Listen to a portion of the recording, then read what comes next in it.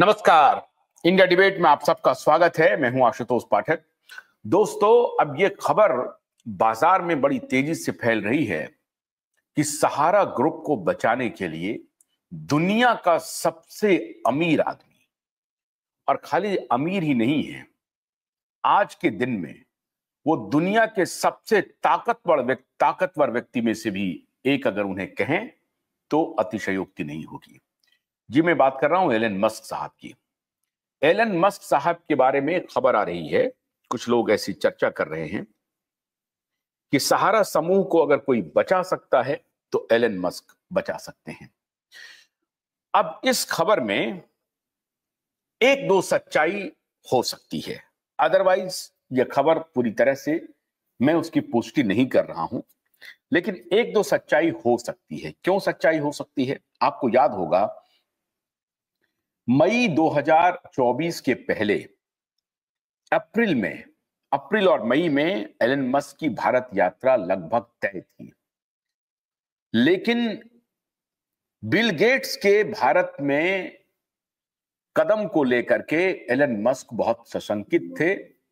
और आप सबको मालूम है कि कोविड के दौरान से ही, उसके पहले से ही बिल गेट्स और एलन मस्क के बीच में 36 के रिश्ते हैं, 36 के संबंध हैं। बिल गेट्स एक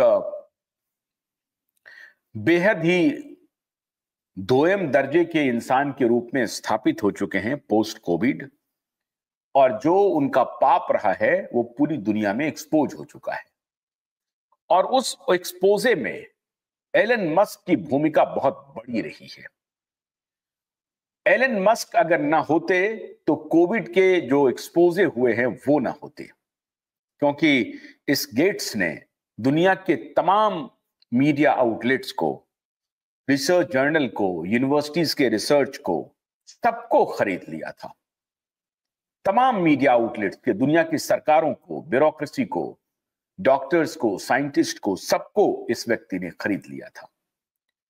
और उस दौर में हम लोग जब भारत में आवाज उठा रहे थे तो जिस प्लेटफॉर्म पे अभी आप देख रहे हैं, इस प्लेटफॉर्म पर भी कॉम्प्रोमाइज तरीके से सारी चीजों को टेक डाउन किया जाता था। लेकिन उसी दौरान एक ट्वीट को, एलन मस्क के ट्वीट को ट्विटर ने टेक डाउन किया, और उसके बाद एलन मस्क ने जिद ठान ली कि सबसे पहले इसी को खरीदूंगा।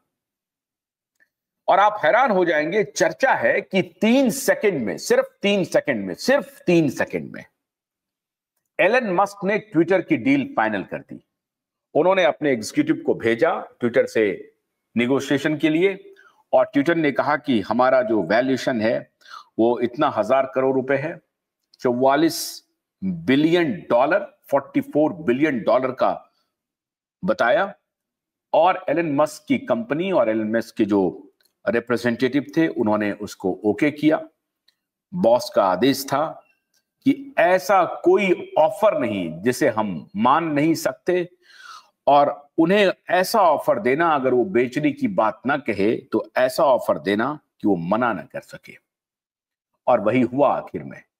ट्विटर की डील 43 बिलियन डॉलर में फाइनल कर लिया, और 1 महीने के बाद उन्होंने इस डील को कैंसिल किया और कहा कि आपका वैल्यूएशन तो 25 बिलियन डॉलर तक ही आता है। बाद में खैर सेटलमेंट हुआ, और ट्विटर और एलन मस्क के बीच में सेटलमेंट हुआ, और फाइनली ट्विटर को खरीदा एलन मस्क ने।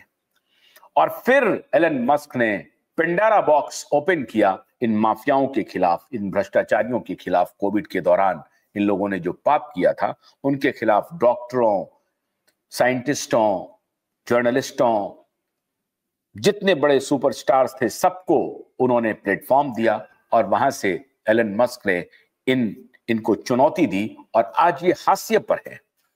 आज एलन मस्क अमेरिका के एक प्रकार से सबसे बड़े सलाहकार हैं ट्रंप के, और ट्रंप एलन मस्क के इशारे पर चल रहे हैं। एलन मस्क की भारत में बड़ी दिलचस्पी है। ये जो अभी भारत के कुछ कॉरपोरेट घराने हैं वो भी कोशिश करते रहते हैं एलन मस्क के साथ जुड़ने के लिए, लेकिन अभी जुड़ना मुश्किल हो रहा है, क्योंकि अभी आपको मैंने कुछ दिन पहले एक वीडियो बनाया था जब मैंने बताया था कि स्टारलिंक उनका आने वाला है, जो कि इंटरनेट की दुनिया में तहलका मचाने वाला है। और भारत में जो सबसे बड़े सर्विस प्रोवाइडर हैं टेलीकम्युनिकेशन में, मुकेश अंबानी और मित्तल साहब, एयरटेल और जियो, वो दोनों के ऊपर तलवार लटक रही है। इसीलिए उनसे एक व्यक्तिगत दुश्मनी भी है। ये लोग पूरी कोशिश कर रहे हैं उनको रोका जाए, लेकिन भारत में कुछ व्यापारिक घरानों को एलन मस्क तलाश रहे हैं। अब आज अगर सुब्रत राय होते और सुब्रत राय थोड़ी सी अपनी बुद्धि विवेक का प्रयोग कर रहे होते तो शायद एलन मस्क के साथ बहुत बातें हो सकती थी। अब जैसे कि बैटरी वाला उनका जो काम हो रहा था छोटे मोटे स्केल पे स्कूटर का, वो सब काम तो यूं हो जाता, क्योंकि एलन मस्क तो फिर एलन मस्क है। तलाश चल रही है एलन मस्क की कि कौन भारत का व्यवसायी है, व्यापारी है, जो डिस्ट्रेस है, परेशान है, जिसे हमारी जरूरत है मदद की, और हम अगर उन्हें मदद कर दें तो क्या वो रिवाइवल मोड में आ सकता है। वो देख रहे हैं और उनके ऊपर बहुत सारे कॉरपोरेट घराने जो हैं वो अपना फेंक रहे हैं, झांसा दे रहे हैं कि आप हमारे साथ मिल जाइए, हमारे साथ मिल जाइए।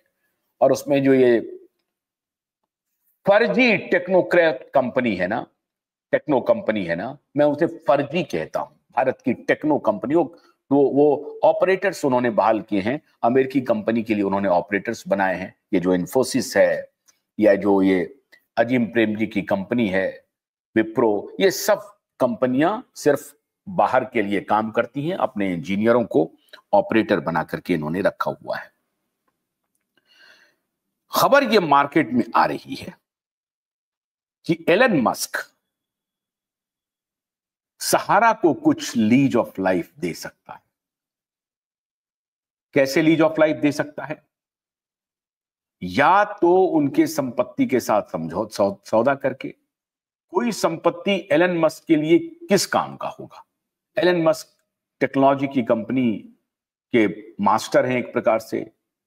स्टारलिंक उनका प्रोजेक्ट है, स्पेसएक्स उनका प्रोजेक्ट है, इलेक्ट्रॉनिक ऑटोमेटिक गाड़ी बनाने में उनका सिद्धहस्त है। तो क्या एलन मस्क सहारा के लिए उपयोगी हो सकता है? एलन मस्क के पास ही वो पैसा है जो सहारा को बाहर निकाल सकता है। लेकिन क्या एलन मस्क 1 लाख करोड़ 1.5 लाख करोड़ रुपए सहारा को देने की स्थिति में है? और अगर दे भी देगा तो उससे उनको क्या लाभ होने की स्थिति में है? क्या रियल एस्टेट का जो बाजार है भारत में, जहां वो इसके तरफ वो दिमाग दे सकते हैं कि रियल एस्टेट को कब्जे में किया जाए, तो क्या उस तरफ एलन मस्क की नजर जा रही है? क्या एलन मस्क डाइवर्सिफाई करेंगे? एलन मस्क एक ऐसे बिजनेसमैन हैं जो प्रयोगवादी हैं, प्रयोग धर्मी हैं, प्रयोग करते रहते हैं। और उनको पता चल जाता है कि अगर इस प्रोजेक्ट में कोई प्रॉफिट हो सकता है, लाभ हो सकता है, तो उसमें बिना सोचे समझे, सोच समझ करके, बिना शंका के सोचते हैं, समझते हैं और रिस्क लेते हैं और उसमें कूद पड़ते हैं। और फिर अगर उनको लगता है कि इसमें प्रॉफिट नहीं हो रहा है तो फिर उससे बाहर भी निकल जाते हैं। मास्टर खिलाड़ी है एलन मस्क। और भारत में उनका दहशत एक प्रकार से अभी चल रहा है बहुत बड़ी बड़ी कंपनियों को। ये जो ट्रेडिंग कंपनियां हैं ना, जिसे मैं ट्रेडिंग कंपनियां ही कहती हूं, मैन्युफैक्चरिंग तो करता नहीं है, ये सभी ट्रेडर्स हैं। ये भारत सरकार के महकमों को यूटिलाइज करके जो ट्रेडिंग करने वाली भारत की कंपनियां हैं, बड़ी बड़ी कंपनियां, उनके लिए बहुत बड़ी चुनौती बन करके एलन मस्क भारत में इंटर कर रहे हैं। ये अपनी पूरी ताकत लगा रहे हैं कि एलन मस्क को भारत में इंटर करने ना दिया जाए। लेकिन एलन मस्क तो भारत में इंटर करेंगे, आज नहीं तो कल। लेकिन पहले सुपड़ा साफ करेंगे। ये जो बिल गेट्स एंड कंपनी है, उनका पहले सुपड़ा साफ करेंगे। क्या एलन मस्क, बहुत सारे लोगों ने मुझे बताया है कि एलन मस्क से अप्रोच करने की कोशिश कर रही है। कौन कर रहा है? सहारा में ऐसे कौन है जो एलन मस्क के पास जाना चाहते हैं? जाहिर है उनके 2 बेटे होंगे, उनके तरफ से कोई बातचीत उनके दिमाग में आ रही होगी कि एलन मस्क को अप्रोच करना चाहिए, वही हमें उबार सकते हैं। और एलन मस्क से क्या किया जा सकता है? क्या हाउसिंग प्रोजेक्ट उनके सामने बेचा जा सकता है? एलन मस्क इसमें आ सकते हैं। अगर एलन मस्क नहीं आए तो एक और शख्स आ सकता है। अब ये मैं जब हाउसिंग की बात कह रहा हूं तो आपके लिए बहुत चौंकाने वाले आंकड़े होंगे, चौंकाने वाले, और शख्स का नाम भी बहुत चौंकाने वाला होगा। डोनाल्ड ट्रंप स्वयं, अमेरिका के राष्ट्रपति डोनाल्ड ट्रंप स्वयं, उनकी कंपनी। आपको मालूम है कि ट्रंप का जो हाउसिंग प्रोजेक्ट है पूरी दुनिया में मशहूर है, और भारत में भी कई ट्रंप टावर बने हैं। यहीं गुड़गांव में अगर आप जाएंगे देखने के लिए तो ट्रंप टावर बना, और 24 घंटे के अंदर सारे फ्लैट सोल्ड आउट हो गए, सारे फ्लैट। यह है ट्रंप का रियल एस्टेट का रिकॉर्ड। तो क्या अमेरिका के राष्ट्रपति की कंपनी क्या खुद एंटर करेगी भारत के रियल एस्टेट सेक्टर में? क्या अमेरिका के राष्ट्रपति की कंपनी ये तलाश रही है कि ऐसा कौन सा कंपनी है भारत में जो परेशानी में पड़ा हुआ है, और उनको अगर हम मदद कर दें तो वो कंपनी भी उठ जाएगी और उनका भी लाभ हो जाएगा? अब मैं ये बात क्यों कह रहा हूं? क्योंकि ट्रंप और एलन मस्क आजकल दो नहीं है, एक ही है। वो क्यों है? क्योंकि जो बाइडेन के साथ जो लड़ाई थी, कोविड के दौरान जो लड़ाई शुरू हुई थी, क्लाइमेट चेंज को लेकर के, करप्शन को लेकर के, ऐसे बहुत सारे इश्यूज थे, और मोस्टली कोविड के दौरान जो लड़ाई शुरू हुई थी एलन मस्क और जो बाइडेन और बिल गेट्स के बीच में, वो दरार और बढ़ती चली गई। और इसीलिए एलन मस्क खुल्लम खुल्ला आ गए डोनाल्ड ट्रंप के समर्थन में। और आखिरी दिन तो उन्होंने, चुनाव के एक दिन पहले उन्होंने कहा, चुनाव के दिन जिस वक्त मतदान हो रहा था उस वक्त उन्होंने अमेरिकन लोगों से अपील करते हुए कहा कि ये डेमोक्रेसी को बचाने का आखिरी मौका है, बाहर निकलो घरों से और डोनाल्ड ट्रंप को जिताओ। और उसका नतीजा ये हुआ कि डोनाल्ड ट्रंप माफ कीजिएगा, डोनाल्ड ट्रंप वैसे स्टेट में उन्होंने जीत दर्ज की जो स्टेट स्विंग स्टेट कहा जाता था, मतलब वो स्टेट जिस तरफ जाएगा उसी की सरकार बनेगी। और उन स्टेट्स में अभी तक का रिकॉर्ड यही था कि वो स्टेट्स जो है वो डेमोक्रेट की तरफ जाता रहा है। 7 ऐसे स्टेट्स थे, लेकिन उन 7 के 7 स्टेट में डोनाल्ड ट्रंप स्वीप कर गए। और ऐसी परिस्थिति में उनका यह बयान देना, एलन मस्क का यह बयान देना कि घर से बाहर निकलो अमेरिका के मेरे फेलो सिटीजन और डोनाल्ड ट्रंप को वोट करो, डायरेक्ट कम्युनिकेशन था, डायरेक्ट कम्युनिकेशन। एकदम लड़ाई में थे, एक तरफ डोनाल्ड ट्रंप का कैंपेन चल रहा था, दूसरी तरफ एलन मस्क का कैंपेन चल रहा था। और उस दौरान जिन जिन लोगों ने डोनाल्ड ट्रंप का साथ दिया, डोनाल्ड ट्रंप ने अपने जो जीत के बाद जो उनका भाषण था सब में उन्होंने नाम लिया, चाहे विवेक रामास्वामी हो, चाहे रॉबर्ट एफ कैनेडी हो, चाहे एलन मस्क हो, इन सबका डोनाल्ड ट्रंप ने नाम लिया। और डोनाल्ड ट्रंप की टीम में आज के दिन में एलन मस्क शामिल हैं।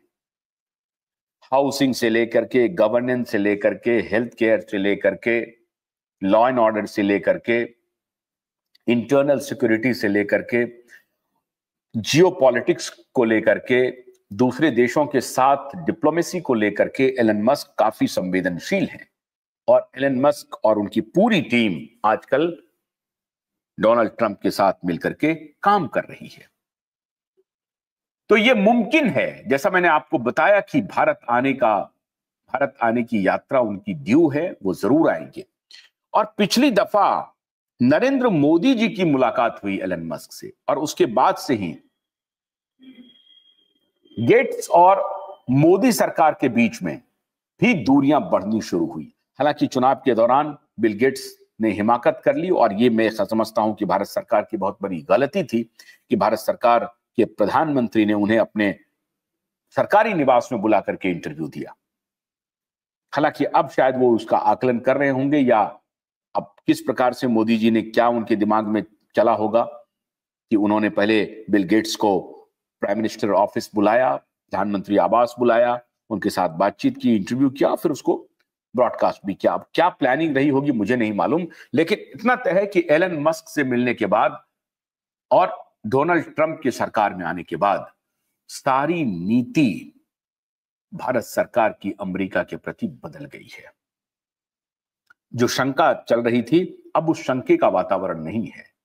अब एक परस्पर विश्वास का वातावरण है। आपको याद होगा कि लास्ट चुनाव में 2020 में डोनाल्ड ट्रंप के लिए खुलेआम मोदी जी ने कैंपेन कर दिया था, वोट मांग लिया था, कहा था कि जीतेगा तो अब की बार ट्रंप सरकार, यही कहा अब की बार ट्रंप सरकार।